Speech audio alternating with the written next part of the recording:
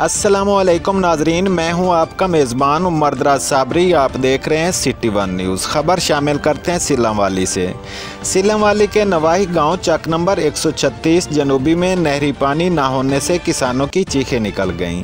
137 जनूबी, 139 जनूबी, 136 जनूबी के किसानों ने मीडिया से गुफ्तगू करते हुए कहा कि हम किसानों को पहले ही खाद की बढ़ती हुई कीमतों ने परेशान कर रखा है और अब नहरी पानी भी मुकम्मल बंद कर दिया गया है, जो हमको फाकों पर मजबूर करने के मुतरादिफ है। किसानों का मजीद कहना था कि हमारा इलाका पहले ही नहरी पानी की वजह से चिटियाल मैदान बन चुका है और अब मजीद हमें लावारिस छोड़ दिया गया है। किसानों का कहना था कि जनाब आमिर सुल्तान चीमा एक्सियन महकमा नहर और SDO महकमा नहर सरगोदा हमारी नहर पर पानी को पूरा किया जाए और नहरी पानी चोरों के खिलाफ सख्त क्रैकडाउन शुरू किए जाएं।